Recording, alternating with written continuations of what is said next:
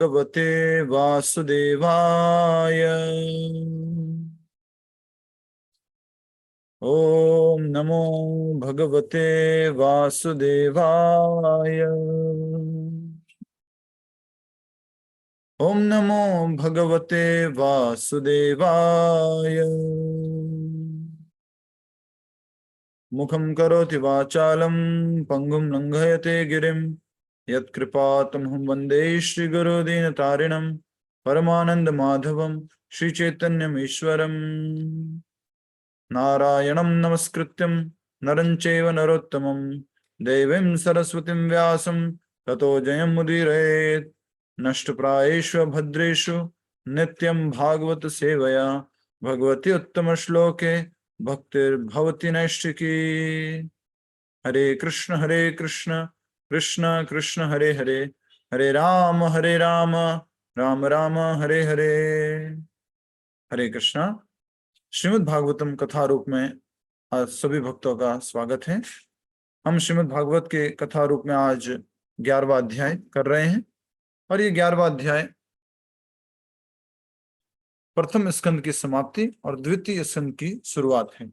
स्कंद से आप समझते ही हैं, पूरी श्रीमद् भागवत को 12 स्कंदों में विभाजित किया गया है और वो स्कंद भगवान के ही जो दिव्य रूप है उनसे तुलना की गई है। आपको याद ही होगा, पहला और दूसरा स्कंद भगवान के चरणों से, तीसरा और चौथा स्कंद उनकी जांघों से, और 5वां स्कंद नाभि से, छठा स्कंद वक्षस्थल से, 7वां और 8वां उनकी भुजाएं, 9वां स्कंद सभी लोग साथ में इशारा करते जाइए गला, 10वां स्कंद उनका मुखारविंद, 11वां स्कंद ललाट और 12वां स्कंद ये ऊपर का सिर, ये हेड टॉप। ये भगवान का ही रूप है, साक्षात ग्रंथावतार है। और इसमें अब हम मुख्य कथा जिसके कारण से ये भागवतम हुई वो समझने जा रहे हैं। ऐसा कह सकते हैं कि अभी हम सब लोग अध्ययन करते हुए यहाँ पहुंच गए हैं। देखिए कहाँ पहुंच गए, यहाँ पर राजा परीक्षित जो है सब कुछ त्याग करके गंगा नदी के तट पर बैठे हुए हैं। बहुत सारे ऋषिगण आए हुए हैं, जिसमें ब्रह्म ऋषि है, देव ऋषि है, योगी हैं, ज्ञानी हैं, सब लोग आए हुए हैं।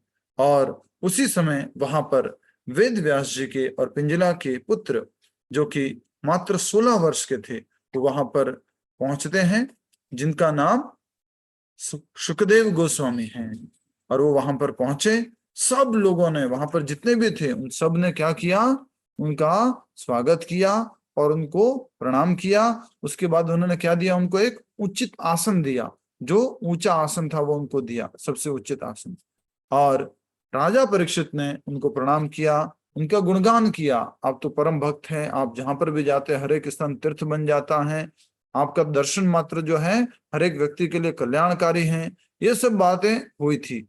अब जो है आप देख रहे हैं कि परीक्षित महाराज ने 2 प्रश्न पूछे थे।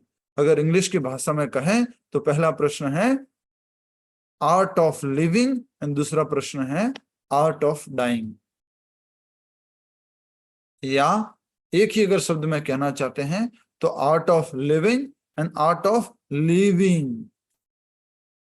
कैसे इस जगत में रहा जाए, कौन सा कर्तव्य सर्वोच्च कर्तव्य है, और जो व्यक्ति शरीर छोड़ने वाला है उसके लिए क्या सर्वोच्च कर्तव्य है, उसको क्या श्रवण, कीर्तन और स्मरण करना चाहिए। 3 शब्दों की तरफ ध्यान देंगे, श्रवण, कीर्तन और स्मरण। कीर्तन का मतलब अच्छे से समझ लीजिए, कीर्तन मतलब मात्र ये मत समझिए करताल लेके मृदंग लेके हम कीर्तन करते हुए।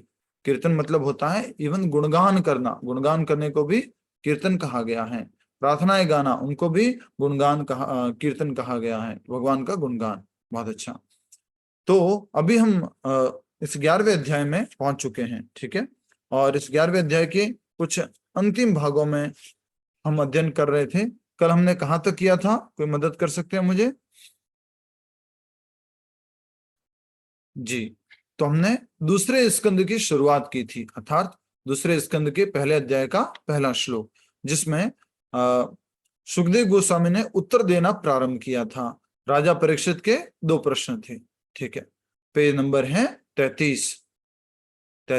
11वां अध्याय है और श्रीमद् भागवतम कथा रूप हमारी पुस्तक है, भगवद गीता नहीं है, भागवतम नहीं है, ठीक है। धन्यवाद। सभी लोग समय पर आएंगे तो सबको अच्छे से लाभ हरे मिलेगा। कृष्णा प्रभु जी, किसी की बुक में 32 पेज नंबर भी है। हो सकता है माता जी, हाँ जी, हो सकता है। धन्यवाद आपका, बहुत बहुत धन्यवाद।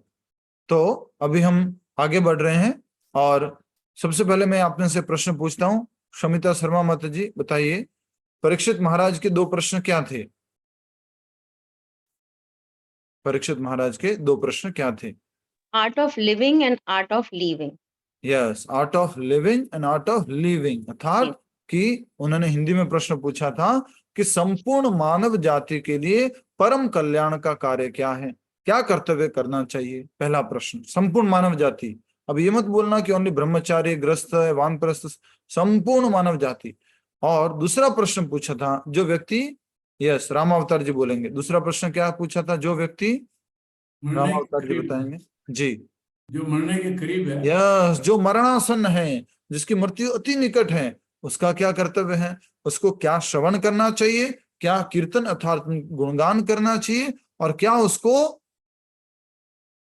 बताइए, श्रवण कीर्तन और स्मरण, क्या उसको स्मरण करना चाहिए। तो सब प्रश्नों का उत्तर इतना सही है जैसा कि आप सब लोग जानते हैं। वो 4 चीजें क्या है? उर्मिल मित्तल माता जी बताइए, 4 कौन सी चीज हैं जिसके माध्यम से हम भगवान का स्मरण कर सकते हैं आसानी से? यस, माइक अनम्यूट कर सकते हैं आप, आसानी से बताइए। हरे कृष्ण। ओके, जी, हरे कृष्णा प्रभु जी।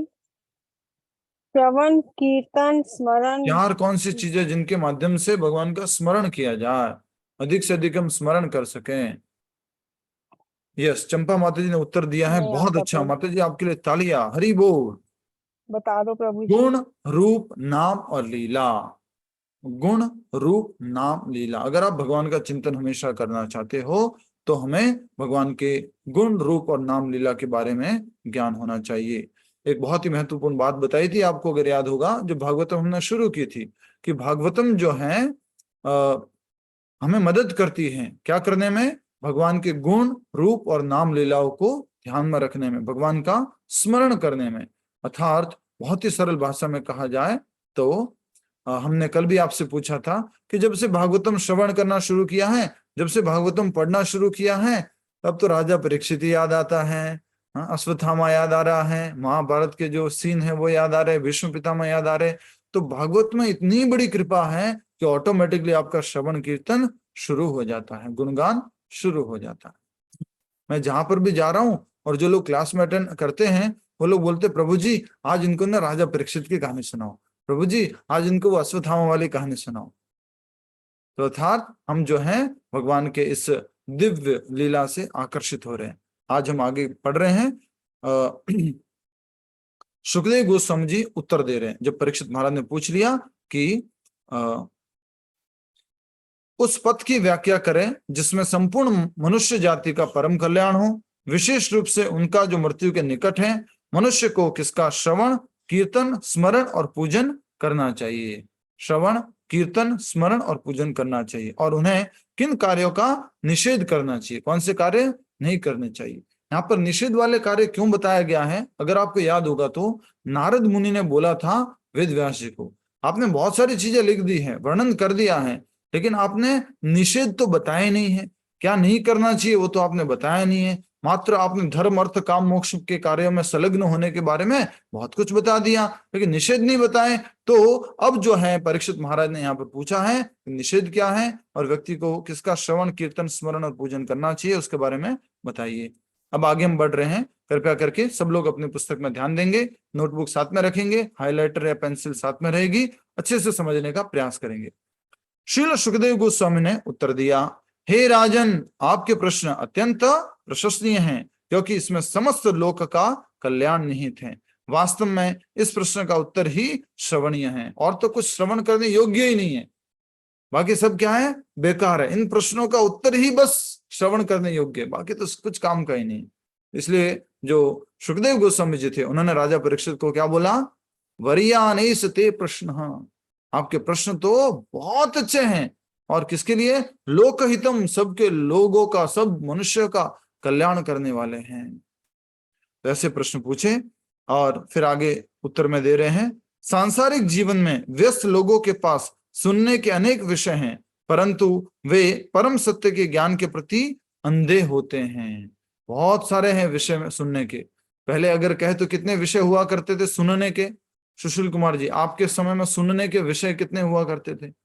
आपके समय में जब सुनने के विषय की बात करें, जब आप 20s में थे। प्रभु जैसे रेडियो से आप सुनते रहेंगे कुछ ना कुछ। आपके समय में 20s में क्या श्रवण के माध्यम? रेडियो। रेडियो में भी कितना श्रवण के स्रोत हुआ करते थे? कुछ 1 या 2 स्टेशन, 3 स्टेशन मैक्सिमम। अभी तो श्रवण करने के इतने मीडिया आ गए, इतना माध्यम आ गया है, कोई सीमा ही नहीं है। और उस श्रवण में क्या मिलता है? मात्र भौतिकता परोसी जाती है, मात्र भौतिक आकर्षण परोसा जाता है। पहले एटलीस्ट जो चैनल्स आते थे उसमें सुबह सुबह तो एटलीस्ट कुछ भगवान का भजन गाना कुछ ऐसा बजता था, और जो गाने भी होते थे उनका कुछ मीनिंग होता था। बट अभी तो बस चल रहा है, यही कहा जा रहा है। फिर हमने आगे देखा था ग्रह मेधी। कल हमने डिफरेंस भी बताया था, अगर आपको याद होगा तो। गृहस्थ और ग्रह मेधी, आप में से कौन बताना चाहेगा गृहस्थ और ग्रह मेधी में अंतर? गृहस्थ एंड ग्रह मेधी में अंतर, कृपया इनको रिप्लाई कीजिए ज्योति शर्मा जी को। गृहस्थ और ग्रह मेधी में अंतर, यस, कौन बताएगा? हाथ खड़ा कीजिए। सुशील जी बताइए। Very nice. लक्ष्मी पंडलिया माता जी भी तैयार है। लक्ष्मी पंडलिया माता जी को बताने दो। लक्ष्मी पंडलिया माता जी बताइए। यस, बोलिए माता जी, माइक अनम्यूट करके वापस अनम्यूट कीजिए। गृहस्थ जो है गृहस्थाश्रम में जो रहता है वो गृहस्थ जीवन जो बना करता रहता है, मतलब वो गृहस्थ होता है। मतलब बच्चे पैदा करना, परिवार का पालन पोषण करना, ये सब चीजें। अच्छा कोशिश किया। गृहस्थ और गृह मेधी में फर्क क्या है? दोनों ही गृह में परिवार में रहते हैं, दोनों ही परिवार में रहते हैं, पति पत्नी हैं, बच्चे हैं, व्यापार है, सब कुछ है। लेकिन एक क्या करता है? अपने जीवन का केंद्र भगवान को बना के रखता है, उसको बोलते हैं गृहस्थ। और एक अपने जीवन में मात्र इंद्रिय तृप्ति में, इंद्रिय भोग में लिप्त रहता है, उसको क्या बोलते हैं? गृह मेधी। पहली बार सुना है ना बहुत सारे लोगों ने? कितने लोगों ने पहली बार सुना गृह मेधी? गृह मेधी पहली बार या दूसरी बार क्लास के माध्यम? पहले तो मालूम ही नहीं था, हमने तो इतना ही सुना था ओनली गृहस्थ होते हैं, और सबसे बड़ा आश्रम तो गृहस्थ आश्रम है, क्योंकि उसमें रह के भाई घर परिवार चलाना कोई बड़ी बात, इससे बड़ी बात क्या होगी? तो यहाँ पर बताया जा रहा है गृहस्थ और गृह मेधी। अनावश्यक रूप से कृपया करके चैट बॉक्स में ना भेजें, मेरा ध्यान भटकता है। जब कुछ काम की बात हो तो भेजा करें जी। तो अब ग्रह मेधी की बात की जा रही, समझ रहे हैं आप? एक ग्रह मेधी और एक गृहस्थ। तो हम कितने % गृहस्थ हैं और कितने % ग्रह मेधी हैं? थोड़ा मीटर लगाइएगा अभी थोड़ा सा, ठीक है? दिन भर वे धन कमाने के लिए कठोर परिश्रम करते हैं और रात को सोने अथवा संभोग में बिता डालते हैं। यद्यपि सत्य ठीक उनकी आंखों के सामने होता है, सांसारिक आसक्ति के कारण वे अपने अटल विनाश को नहीं देख पाते। बिना टलने वाला विनाश, सबका विनाश है आगे भविष्य में, लेकिन कोई तैयारी नहीं कर रहे हैं। वो मूर्ख व्यक्ति होता है जो अंतिम यात्रा की तैयारी नहीं करता।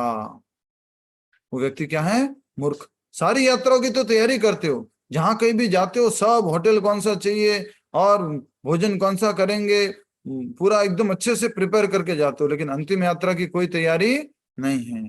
कृपया करके सभी लोग जागृत अवस्था में सुने, सुप्त अवस्था में सुनना मुश्किल होता है। आगे बढ़ते हैं। हाँ, यदि कोई व्यक्ति सांसारिक कष्टों से पार होना चाहता है तो उसे निश्चित ही भगवान का गुणगान एवं स्मरण करना चाहिए, क्योंकि मृत्यु के समय भगवान नारायण का स्मरण ही जीवन की सर्वोच्च पूर्णता है। अंते नारायण स्मृति ही। बोलो सभी लोग एक बार, अंते नारायण स्मृति ही। अंत में कौन याद आना चाहिए? भगवान कृष्ण या नारायण। अगर वो याद आ गए तो जीवन क्या हो गया? इशारा करो फिर से, कल भी किया था। जीवन सफल हो गया, परीक्षा में पास हो गए। मृत्यु एक अंतिम परीक्षा है, और उस अंतिम परीक्षा में क्या प्रश्न पूछा जाएगा? प्रश्न पूछा जाएगा आपको क्या याद है। अच्छा एक बात बताता हूँ, अच्छा आप ध्यान से सुनिए। जब मृत्यु आती है ना तो हमारी पिक्चर पूरी रिवाइज उल्टी रील घूमती है। रील जो भी है, अपने वीडियो रिकॉर्डिंग हो रहा है आंखों के माध्यम से, ऑडियो रिकॉर्डिंग हो रहा है कानों के माध्यम से। एक बार फिर से इशारा करो सभी लोग, ऑडियो रिकॉर्डिंग हो रहा है कानों के माध्यम से, वीडियो रिकॉर्डिंग हो रहा है आंखों के माध्यम से, और वो फिर जब मृत्यु का समय आता है तो पूरा का पूरा रिवाइज होता रहता है। और उसमें जो भी आकर्षित चीज होती है, जिससे हम ज्यादा आकृष्ट होते थे, वो चीज हमें याद आती है बार बार। बट अगर हमने अपनी इस वीडियो रिकॉर्डिंग में कभी भगवान का दर्शन लिया ही नहीं है, कभी ऑडियो रिकॉर्डिंग में भागवत श्रवण लिया ही नहीं है, भगवत गीता श्रवण लिया ही नहीं है, तो वो कैमरा रुकेगा कैसे? एक बार भगवान रोकना भी चाहते हैं कि अच्छा आत्मा है, अच्छी आत्मा है, लेकिन यहाँ रोक दो इसकी रिकॉर्डिंग, वो रोके कहाँ? पूरे जीवन में तो क्या सुना है, क्या देखा है, सब गड़बड़ ही गड़बड़ है। तो एक प्रभु जी है, एक प्रभु जी चित्रांगा चैतन्य प्रभु जी, उन्होंने एक बार चेन्नई के अंदर रथ यात्रा में बताया था, क्योंकि ऐसा कहा जाता है, रथस्थम केशवम दृष्ट्वा पुनर्जन्म न विद्यते। रथ के ऊपर अगर आप भगवान श्री कृष्ण का दर्शन कर लेते हैं, जगन्नाथ जी का दर्शन कर लेते हैं, तो क्या नहीं करना पड़ता? बोलो, पुनर्जन्म न विद्यते, दोबारा जन्म नहीं होता। अरे ये कैसे संभव है? एक बार जगन्नाथ जी का दर्शन कर लो, एक बार भगवान श्री कृष्ण का दर्शन कर लो रथ के ऊपर, पुनर्जन्म ही नहीं होगा? हाँ, नहीं होगा। कैसे? तो प्रभु जी बता रहे थे, मृत्यु के समय क्या होती है? वीडियो रिकॉर्डिंग रिवर्स होती है। और जैसे जगन्नाथ जी का रथ आया, वहां पर उनके ऊपर आपने जब दर्शन किए थे, वहां रिकॉर्डिंग क्या हो जाएगी? फ्रीज हो जाएगी, और आप फिर वही देखते रहोगे। जैसे कि विष्णु पितामह ने रिकॉर्डिंग रिवर्स की थी, विष्णु पितामह ने रिकॉर्डिंग रिवर्स की थी। क्या की थी उन्हें? बैक बैक प्ले बैक, पीछे पीछे पीछे। युद्ध भूमि में भगवान कृष्ण रथ का पहिया लेके उनकी तरफ आ रहे हैं, बाल उनकी मिट्टी में हो चुके हैं, थोड़ी शरीर के ऊपर पसीने की बूंदे। हाँ, यहाँ रोक लो, पॉज पॉज पॉज, बस रोको, मैं बस यही ध्यान करते हुए जाना चाहता हूं। तो अगर अपने जीवन की सफलता चाहते हो तो हमें क्या करना है? नारायण की स्मृति करनी है। और स्मृति कब आएगी? अंत में। ऐसा नहीं होगा जब क्लास के अंदर भी ताश पत्ते खेल रहे हैं, क्लास के अंदर भी। वो एक दिन मैंने डांटा था एक माता जी को, क्लास चल रही है लेकिन वो ताश ऐसे ऐसे कर रहे, भागवत सुन रहे। हाँ, तो फिर कैसे अंत्य नारायण स्मृति होगा बताओ? ऑलरेडी उम्र 75 के आसपास है या 80 के आसपास है, फिर भी हम कहीं ध्यान डाइवर्ट करके कुछ और कर रहे हैं। अच्छे से अपने को, जिस प्रकार से परीक्षित महाराज सब कुछ छोड़ करके, तो हमने क्या बोला था लास्ट क्लास में? एटलीस्ट 1.5 घंटा सब कुछ छोड़ करके अच्छे से ये श्रवण करना है। ठीक है? तो मृत्यु रूपी परीक्षा में सफलता कब मिलेगी? जब हमें अंत में भगवान श्री कृष्ण की, नारायण की स्मृति आएगी, स्मरण आएगा। द्वापर युग के अंत में मैंने अपने पिताजी द्वारा ग्रंथराज श्रीमद् भागवतम का श्रवण किया था। कौन बोल रहे हैं? सुखदेव गोस्वामी। द्वापर युग के अंत में मैंने अपने पिताजी द्वारा ग्रंथराज श्रीमद् भागवतम का श्रवण किया था। यद्यपि उस समय मैं पूरी तरह मुक्त आत्मा था, फिर भी और अधिक प्रगति करने को उत्सुक मैं भगवान की दिव्य लीलाओं के प्रति आकृष्ट हो गया। याद कीजिए, हमने भागवतम की शुरुआत में पढ़ा था कि भागवतम मात्र नए भक्तों के लिए नहीं है। इवन जो भागवत हैं, परम भागवत है, वैष्णव हैं। अच्छा, 2 पॉइंट लिख लीजिए। पहला, एक होता है पुस्तक भागवत और एक होता है व्यक्ति भागवत। एक होती है पुस्तक भागवत और एक होता है व्यक्ति भागवत।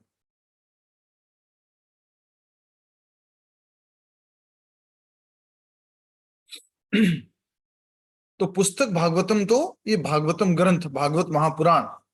व्यक्ति भागवत कौन हो गया? बोलो, कौन बताना चाहेगा? जल्दी से उत्तर दीजिए, समय का सदुपयोग करेंगे। समय। यस, व्यक्ति भागवतम कौन हो गया? रीमा पटेल माता जी बताइए, व्यक्ति भागवतम, परसम भागवत कौन हो गया? भगवान की भागवतम। क्या माता जी? भक्त भगवान का जो प्योर डिवोटी का भगवान का प्योर डिवोटी जो उस पुस्तक भागवत को जीवन में पालन करता है, जो उस ग्रंथ भागवत को जीवन में पालन करता है, भगवान का शुद्ध भक्त, वो क्या हो गया? व्यक्ति भागवत। तो हमें ग्रंथ भागवत को व्यक्ति भागवत से श्रवण करना चाहिए। पूरी लाइन लिख लीजिए, हमें ग्रंथ भागवतम को व्यक्ति भागवत से श्रवण करना चाहिए। तो अभी अब आप सब लोग भी श्रवण कर रहे हो, आप किससे श्रवण कर रहे हो? बोलो माता जी, कहाँ ध्यान है आपका? ग्रंथ भागवत को व्यक्ति भागवत से श्रवण करना चाहिए।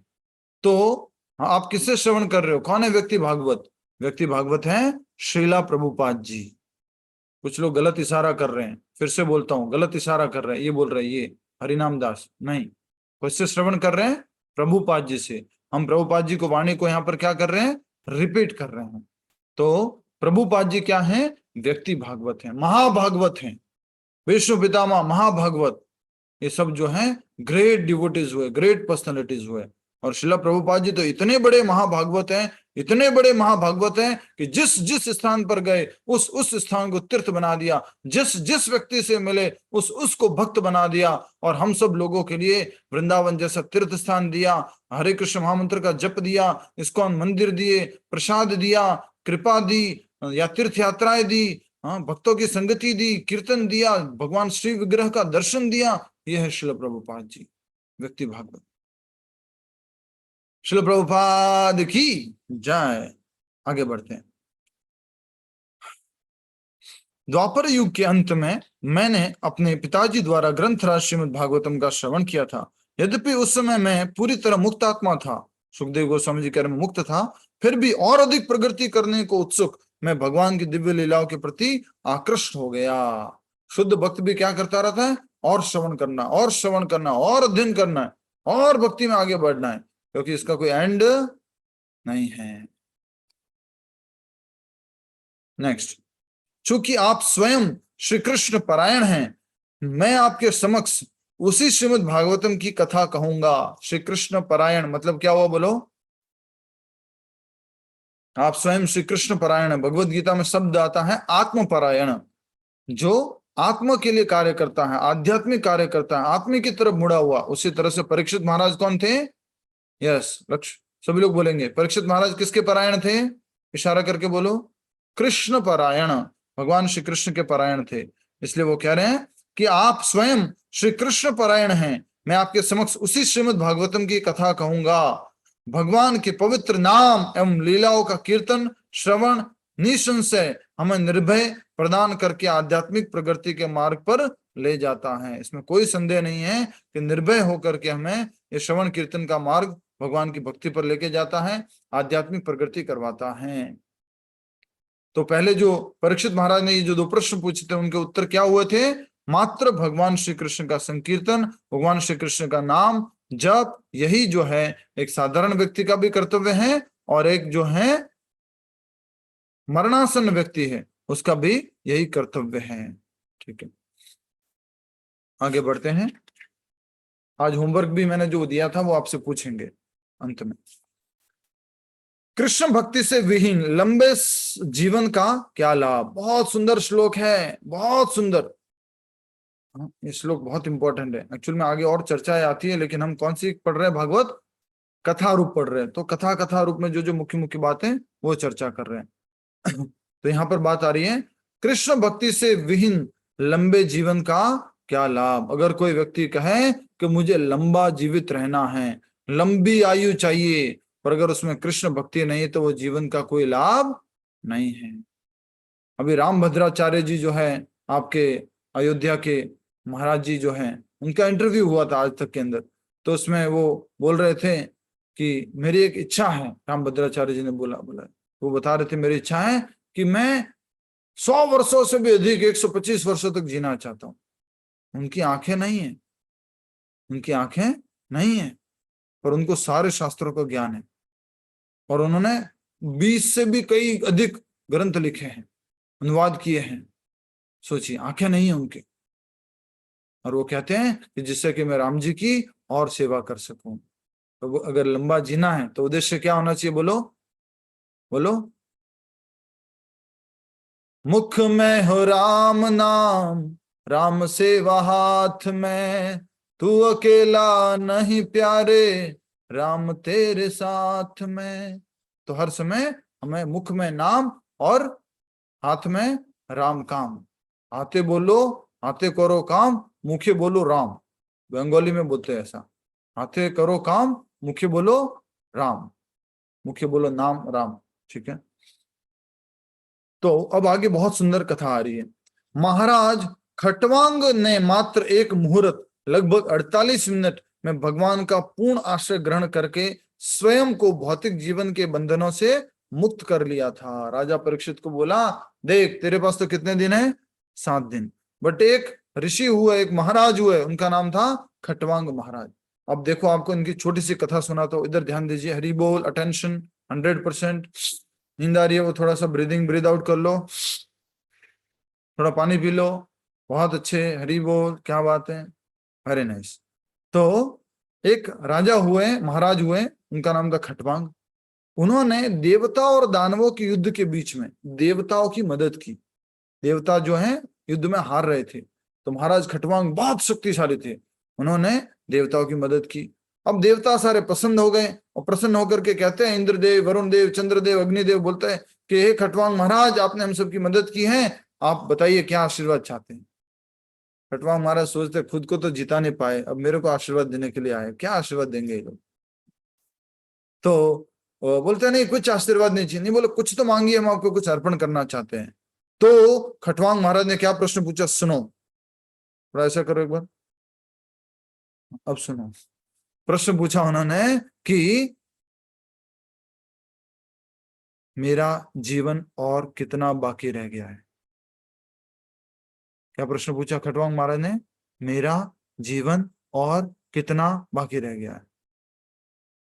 तो देवी देवता ने आपस में फटाफट कैलकुलेशन किया, दिमाग लगाया, सब कुछ किया, और सब लोग आश्चर्यचकित रह गए, हाँ ये क्या हो गया, बोले कि नहीं बोले, बोले कि नहीं बोले।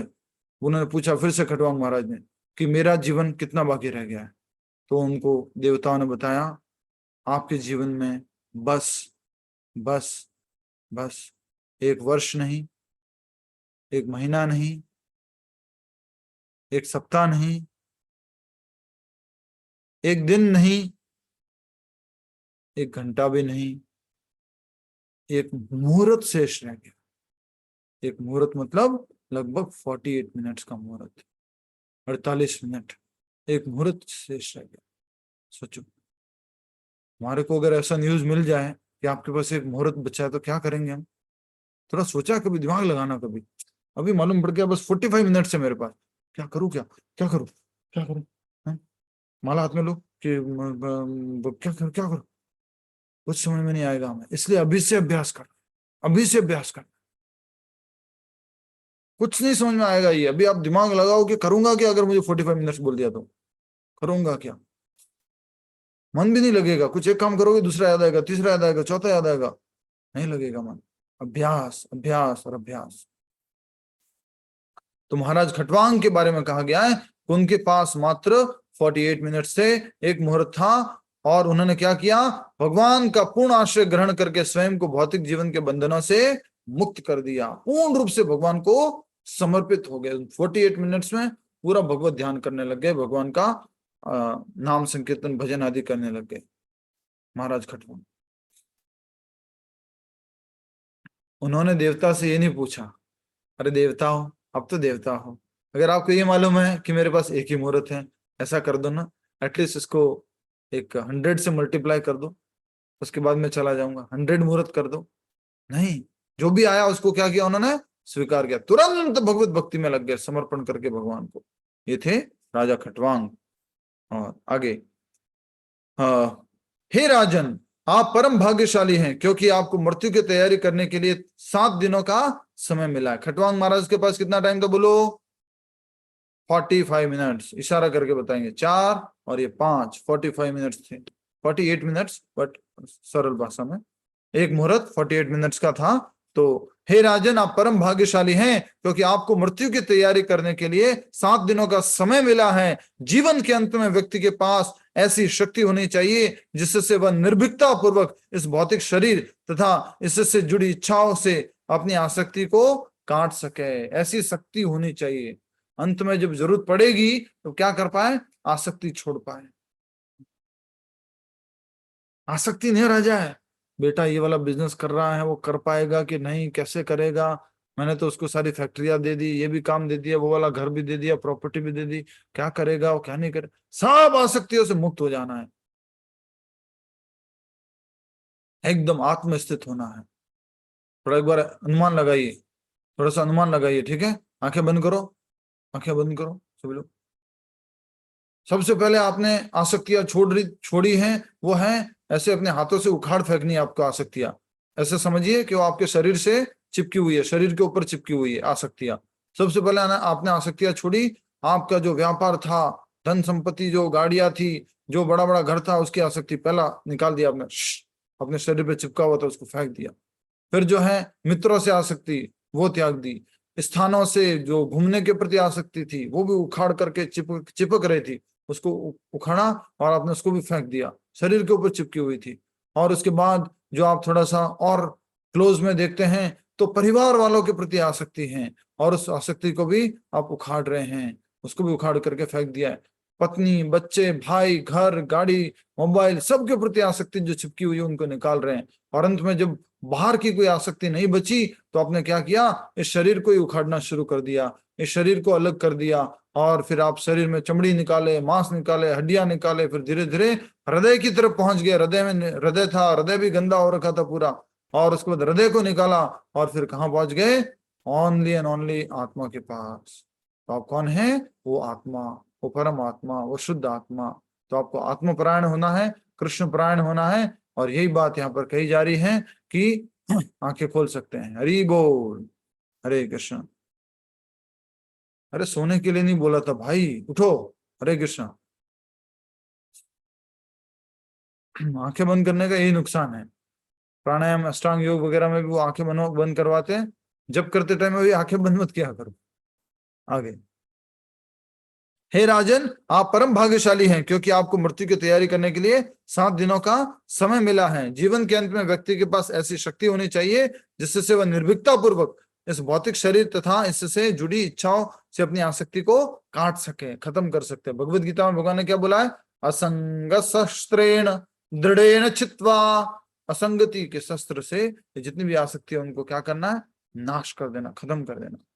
नेक्स्ट, श्रील सुखदेव गोस्वामी ने आगे विस्तार पूर्वक राजा को समझाया कि किस प्रकार भौतिकवादी लोग भगवान के विराट रूप पर ध्यान लगाकर अपने आध्यात्मिक जीवन का आरंभ करते हैं। जो शुरुआती लोग होते हैं, जो नए नए होते हैं, जो भौतिकता से थोड़ा बहुत आध्यात्मिकता में आते हैं, वो भगवान के कौन से रूप पे ध्यान लगाते हैं, बोलो, विराट रूप पे। और ये विराट रूप कौन सा है, भगवत गीता में बताया गया था वो नहीं है, यहाँ पर थोड़ा दूसरा है। ये विराट रूप कौन सा है, कोई बता सकता है? ये विराट रूप कौन सा है?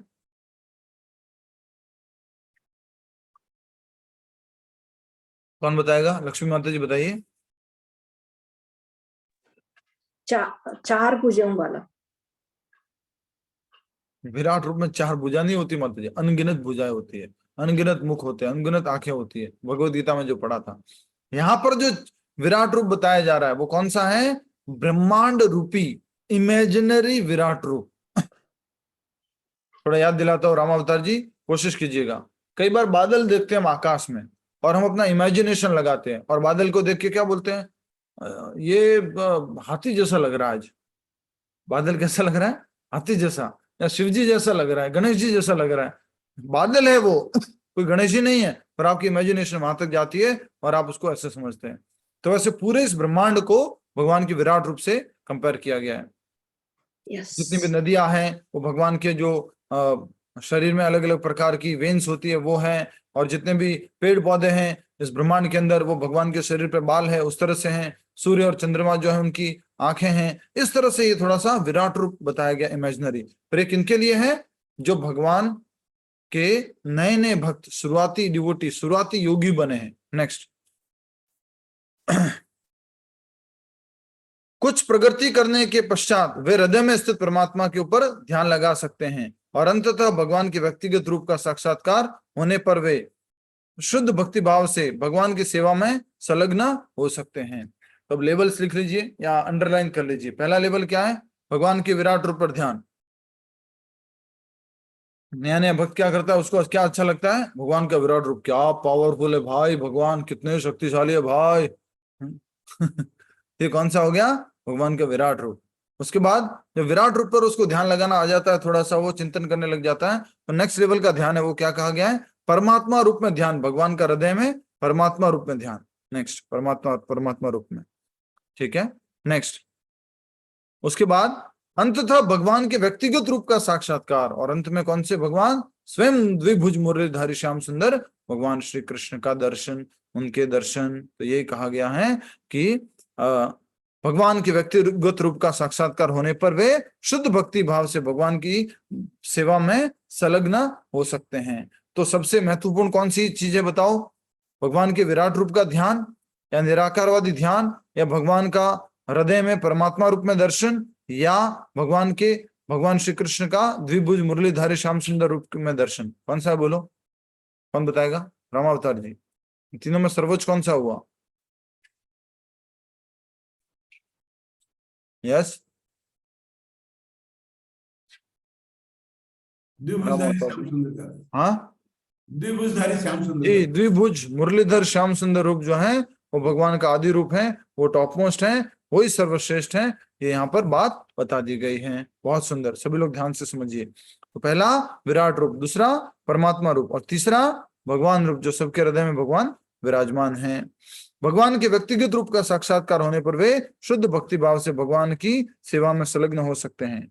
नेक्स्ट, सुखदेव गोस्वामी की ये वचन सुनकर परीक्षित महाराज ने कहा, परीक्षित महाराज बोल रहे हैं, परीक्षित महाराज ने क्या सुना? 2 प्रश्नों के उत्तर। फिर क्या सुना उन्होंने? पहले लोग ध्यान किसमें लगाते हैं? नए नए लोग, फिर नेक्स्ट लेवल के लोग, और फिर नेक्स्ट लेवल के लोग, और अब बोल रहे हैं परीक्षित महाराज जो इतना सुनने के बाद कुछ पूछ रहे हैं। क्या पूछ रहे हैं? देखिए। सुखदेव गोस्वामी के ये वचन सुनकर परीक्षित महाराज ने कहा, हे ब्राह्मण देव, भगवत कथा से युक्त आपके वचन अज्ञानता रूपी मेरे अंधकार को नष्ट कर रहे हैं। आपके वचन मेरे अज्ञानता को क्या कर रहे हैं? नष्ट कर रहे हैं। आपके भी हो रहा है क्या? जब आप प्रभुपाद जी के वचन सुनते हो, भगवत गीता भागवतम पढ़ते हो, तो आपका भी अज्ञान नष्ट हो रहा है क्या?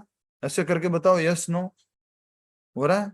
यस, हमारा अज्ञान नष्ट होता है। गुरुदेव करते भी क्या है? ओम अज्ञानतिमिरान्धस्य ज्ञानांजन शलाकया, हमारे को अंधकार से ज्ञान की तरफ लेके जाते हैं, ज्ञान देते हैं, आध्यात्मिक ज्ञान देते हैं। नेक्स्ट, हे ब्राह्मण देव, भगवत कथा से युक्त आपके वचन अज्ञानता रूपी मेरे अंधकार को नष्ट कर रहे हैं। अब कृपया इस विषय की व्याख्या कीजिए कि भगवान अपनी निज शक्तियों के माध्यम से किस प्रकार भौतिक सृष्टि का सृजन करते हैं और फिर खेल खेल में ही उसे समेट भी देते हैं। तो कहा जा रहा है, अब बताइए कृपया करके, हे सुखदेव गोस्वामी, अब मुझे ये बताओ कि भगवान जो है किस प्रकार इस सृष्टि का सृजन करते हैं, सृष्टि को कैसे बनाते हैं, किस प्रकार से इस सृष्टि का सृजन करते हैं और फिर खेल खेल में ही उसे समेट भी देते हैं। खेलते खेलते उसको समेट भी दिया, और फिर क्या किया है? बताया जा रहा है कि भगवान ने क्या किया है?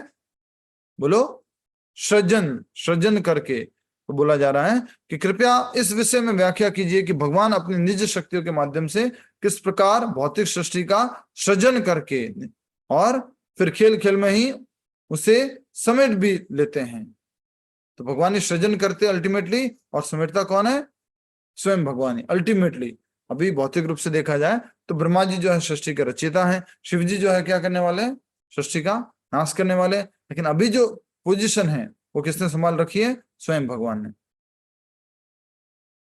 नेक्स्ट, अब कृपया इस विषय की व्याख्या कीजिए कि भगवान अपनी निज शक्तियों के माध्यम से किस प्रकार भौतिक सृष्टि का सृजन करते हैं और फिर खेल खेल में उसे समेट भी देते हैं। तो कृपया करके हे सुखदेव गोस्वामी, इसका वर्णन करो कि भगवान की निज शक्तियों के माध्यम से किस प्रकार ये आध्यात्मिक कार्य हो सकते हैं, भौतिक सृष्टि का सृजन कैसे हुआ, ये सब मालूम करो। तो ये दूसरा स्कंद है। दूसरे स्कंद का नाम क्या है? कौन बताएगा? पहले स्कंद का नाम क्या था? दूसरे स्कंद का नाम क्या है? बताइए।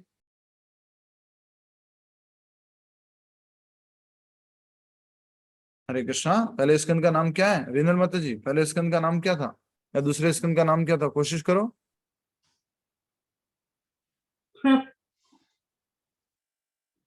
बोलिए।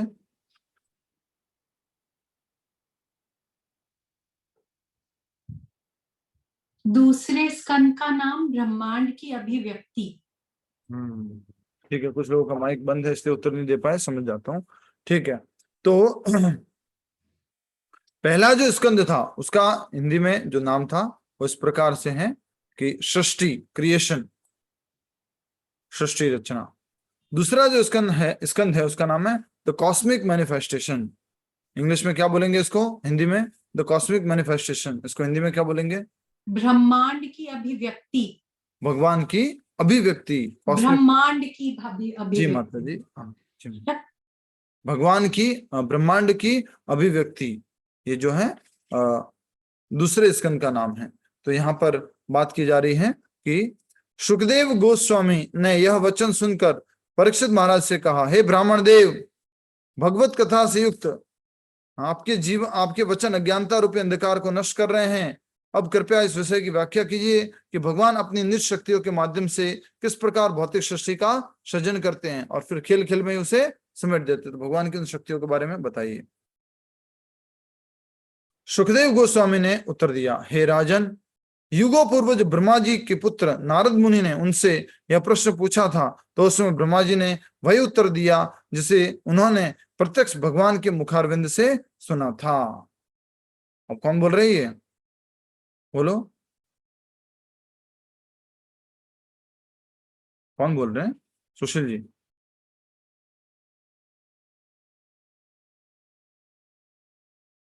यस, माइक अनम्यूट कर सकते हैं आप, बोलिए। देखो, सुखदेव गोस्वामी बता रहे हैं कि बहुत पहले ब्रह्मा जी ने नारद को ये बात बताई थी, तो वही वो बताने जा रहे हैं। या सुखदेव गोस्वामी जी हैं, वो बता रहे हैं। अब कृपया इस विषय की व्याख्या कीजिए कि भगवान अपनी निज शक्तियों के माध्यम से किस प्रकार भौतिक सृष्टि की रचना सृजन करते हैं और फिर खेल खेल में उसे समेट देते हैं। अब आगे जो पढ़ रहे थे वो यहाँ पर है। सुखदेव गोस्वामी ने उत्तर दिया, हे राजन, युगों पूर्व जब ब्रह्मा जी के पुत्र नारद मुनि ने उनसे यह प्रश्न पूछा, तो उसमें ब्रह्मा जी ने उन्हें वही उत्तर दिया जिसे उन्होंने प्रत्यक्ष भगवान के मुखारविंद से सुना था। जो उत्तर सुना उन्होंने वो उसका उत्तर दिया सीधा सीधा। ठीक है, सुखदेव गोस्वामी ने। नारद मुनि ने पूछा था, हे पिताश्री, आप इस सृष्टि के प्रथम प्राणी हैं।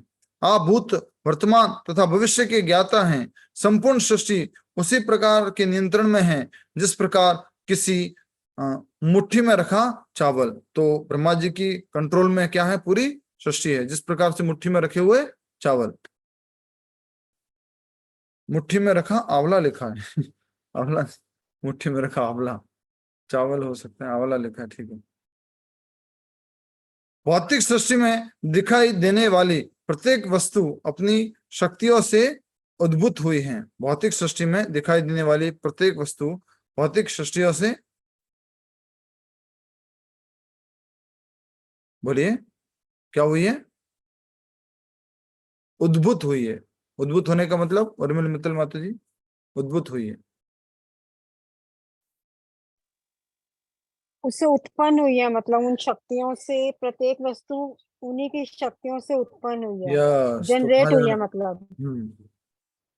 बोल रहे हैं नारद मुनि ने पूछा था, हे पिताश्री, ब्रह्मा जी से पूछा कि आप इस सृष्टि के प्रथम प्राणी हैं। आप भूत, वर्तमान तथा भविष्य के ज्ञाता हैं। संपूर्ण सृष्टि उसी प्रकार आपके नियंत्रण में है जिस प्रकार किसी की मुट्ठी में रखा आंवला। भौतिक सृष्टि में दिखाई देने वाली प्रत्येक वस्तु आपकी शक्तियों से उद्भूत हुई है। यहाँ पर जो भी दिख रहा है आपको, पृथ्वी, जल, अग्नि, वायु, आकाश या उनसे बनी हुई चीजें, वो कहां से आई है? आपसे ही आई है। इसलिए क्या बोलते हैं? दीन बंधु दीनानाथ, मेरी डोरी आपके हाथ। ठीक है, सब कुछ भगवान से उद्भूत हुआ है और इसमें आगे बताया जा रहा है। अब कृपया इस विषय की व्याख्या कीजिए कि भगवान अपनी निज शक्तियों के माध्यम से किस प्रकार भौतिक सृष्टि का सृजन करते हैं और फिर खेल खेल में ही, सॉरी वापस पीछे चला गया, मैं माफी चाहता हूँ। नारद मुनि वाली बात पढ़ रहे थे हम, सॉरी।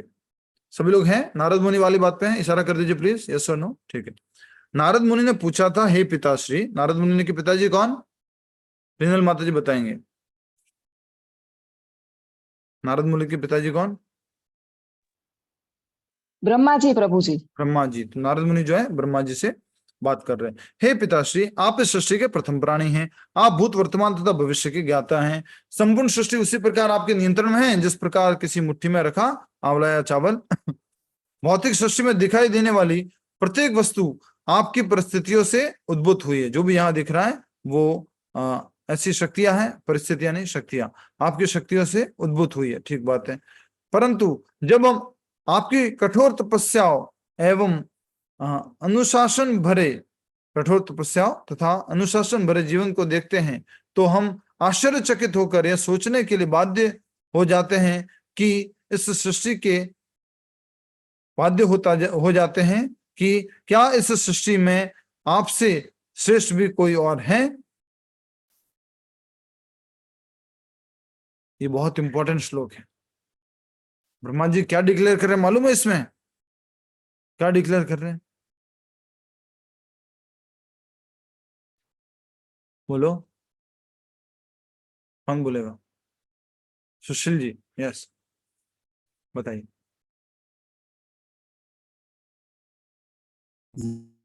वापिस अनम्यूट कीजिए। यस, बताइए। नारद जी डिक्लेयर कर रहे हैं कि भाई आपसे बड़ा तो कोई है ही नहीं। आप जिस तरह से आप जीवन जिया है उसके हिसाब से सब कुछ आपके उसके मतलब आपके ऊपर कोई नहीं है, ऐसा करके नारद जी पूछ रहे हैं। बिल्कुल ठीक बात है। तो नारद जी कह रहे हैं, आगे हम बढ़ रहे हैं, भौतिक सृष्टि में दिखाई देने वाली प्रत्येक वस्तु आपकी शक्ति से उद्भूत हुई है, परंतु जब आपकी कठोर तपस्याओं तथा अनुशासन भरे जीवन को देखते हैं तो हम आश्चर्यचकित होकर यह सोचने के लिए बाध्य हो जाते हैं कि क्या इस सृष्टि में आपसे भी कोई श्रेष्ठ और है। ये हम सोचने के लिए बाध्य हो जाते हैं। ब्रह्मा जी ने कहा, अच्छे से सुनिए, हे पुत्र नारद, सर्वप्रथम भगवान अपनी शक्तियों से सृष्टि की मूल रचना करते हैं। सर्वप्रथम भगवान सृष्टि की मूल रचना करते हैं और फिर मैं जो रचना करता हूं वह गौण है। उसी प्रकार जैसे सूर्य का प्रकाश पड़ने के बाद ही चंद्रमा, सितारे तथा अन्य ग्रह अपनी आभा प्रकाशित कर पाते हैं। समझ में आया सुशील जी? दिनेश जी, समझ में आ रहा है? यहाँ बोला गया है कि देखिए, आभा प्रकाशित कर पाते मतलब क्या है, देखो। उसी प्रकार जैसे सूर्य का प्रकाश पड़ने के बाद चंद्रमा, सितारे एवं अन्य ग्रह अपनी आभा प्रकाशित कर पाते हैं। सबकी आभा किस कारण से? सूर्य, तारे क्यों चमकते हैं? क्योंकि सूर्य से उनको रोशनी मिलती है। भगवान नारायण की इच्छा एवं प्रेरणा से मैं केवल उन वस्तुओं की खोज करता हूं जिनका सृजन वे पहले कर चुके हैं। इतना ही नहीं, स्वयं मेरी उत्पत्ति उनके द्वारा हुई है। कौन बोल रहे हैं? ब्रह्मा जी बोल रहे हैं। स्वयं मेरी उत्पत्ति किनके द्वारा हुई है? भगवान के द्वारा। अच्छा, कौन सी लाइन मिस हो गई? पढ़ तो दिया सारा। जिन लोगों को भगवान कृष्ण का पूरा ज्ञान नहीं है, ये लाइन रह गई। जिन लोगों को भगवान कृष्ण का पूरा ज्ञान नहीं है, केवल वे मुझे इस सृष्टि का नियंता मानते हैं। पूरी सृष्टि का नियंता, कंट्रोलर, स्वामी किसको मानते हैं? स्वयं भगवान श्री कृष्ण को मानते हैं। इतना ही नहीं, स्वयं मेरी उत्पत्ति उनके द्वारा हुई है। ब्रह्मा जी की उत्पत्ति भगवान श्री विष्णु से कहां पर हुई थी, कैसे हुई थी, कोई बता सकता है? हमने गोलोक चार्ट समझा है, हमने बहुत सारी चीजें समझी है। ब्रह्मा जी की उत्पत्ति कैसे होती है? मिथिलेश माता जी बता रहे हैं। यस, इसका मतलब समझ में आ रही है? बोलिए अनम्यूट करके मिथिलेश माता जी। विष्णु भगवान के नाभि से, कमल के फूल में से। हरि बोल। जब भगवान जो है गर्भोदक सागर में लेटे हुए थे, उनके नाभि से कमल निकलता है और कमल के ऊपर कौन आते हैं? चतुर्मुखी ब्रह्मा। ठीक है, नेक्स्ट। जिन लोगों को भगवान कृष्ण का पूरा ज्ञान नहीं है, वे पूरा ज्ञान नहीं है, उनके लिए क्या कहा जाए? देखिए,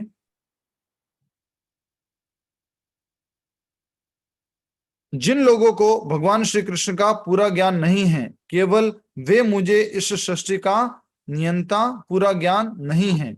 जिन लोगों को भगवान श्री कृष्ण का पूरा ज्ञान नहीं है, वे केवल मुझे इस सृष्टि का नियंता मानते हैं। भगवान नारायण की इच्छा एवं प्रेरणा से मैं केवल उन वस्तुओं की खोज करता हूं जिनका सृजन वे पहले कर चुके होते हैं। इतना ही नहीं, वह स्वयं मेरी उत्पत्ति भी उनके द्वारा हुई है। तो उन लोगों को पूरा ज्ञान नहीं है। किन लोगों को? जो मुझे क्या मानते हैं, बोलो। यस, सुशील जी बोल रहे हैं, मुझे क्या मानते हैं? यस,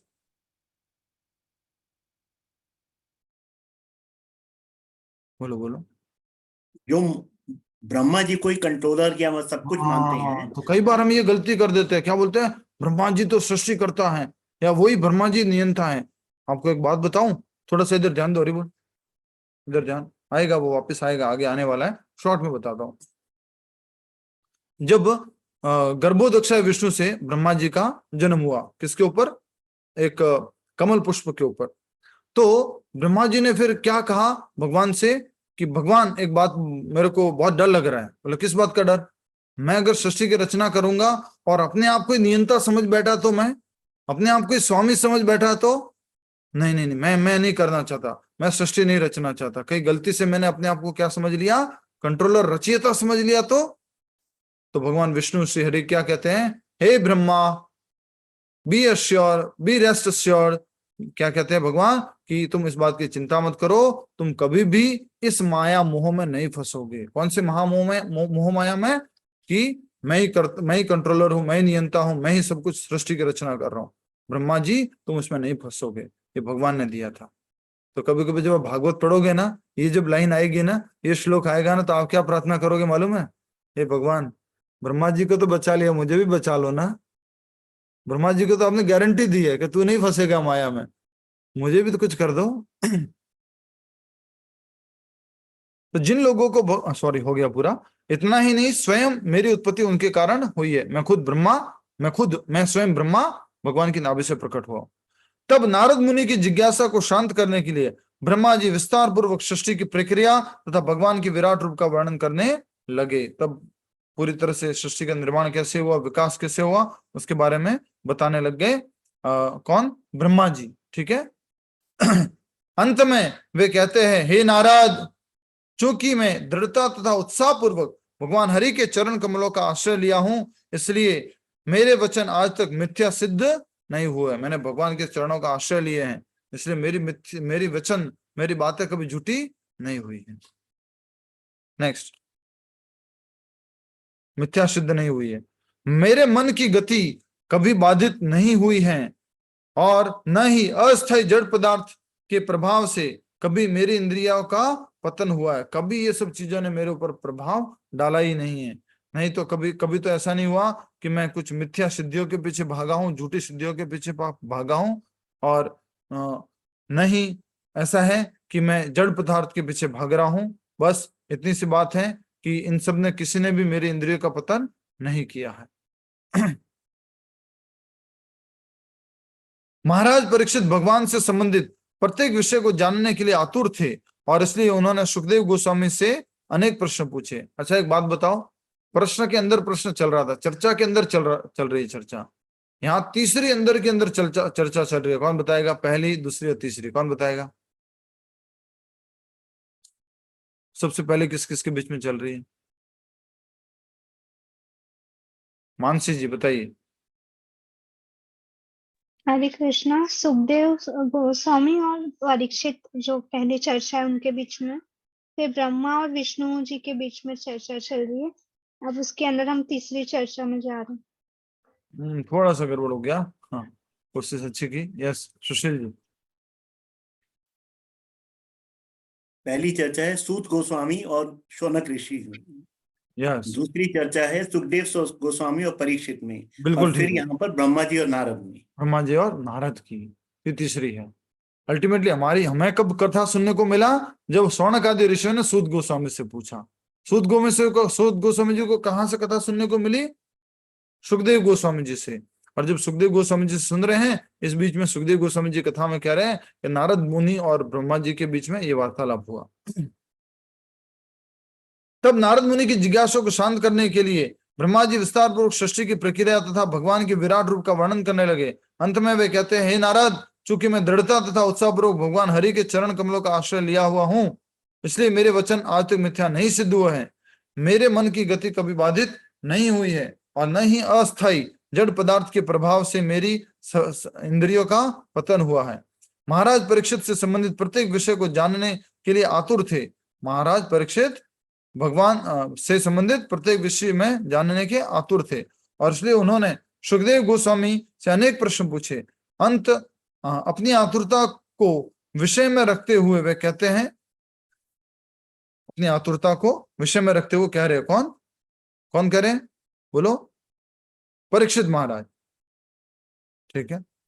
हे ब्राह्मण श्रेष्ठ, आपके मधुर वचन एक अगाध अमृतमय समुद्र के समान हैं और चूंकि मेरा चित्त भगवान अच्युत के उस कथामृत के पान में निमग्न है, मैं उपवास से उत्पन्न किसी भी प्रकार की थकावट आदि का अनुभव नहीं कर रहा हूं।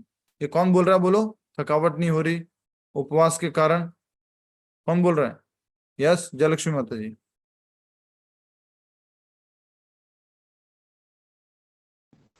परीक्षित महाराज। हाँ। हरे कृष्ण। परीक्षित महाराज। राजा परीक्षित भगवान से संबंधित प्रत्येक विषय को जानने के लिए आतुर थे और इसलिए उन्होंने सुखदेव गोस्वामी से अनेक प्रश्न पूछे। अपनी आतुरता को व्यक्त करते हुए वे कहते हैं, हे ब्राह्मण श्रेष्ठ, आप अनेक मधुर वचन एक अगाध अमृतमय समुद्र के समान हैं। हे ब्राह्मण श्रेष्ठ, आपके मधुर वचन एक अगाध अमृतमय समुद्र के समान हैं और चूंकि मेरा चित्त भगवान अच्युत के उस कथामृत के पान में निमग्न है, मैं उपवास से उत्पन्न किसी भी प्रकार के थकावट आदि का अनुभव नहीं कर पा रहा हूं। कौन नहीं कर रहे थे अनुभव? फिर से बोलो, किसको थकावट नहीं हो रही थी? राजा, कौन से राजा को? कौन से राजा को?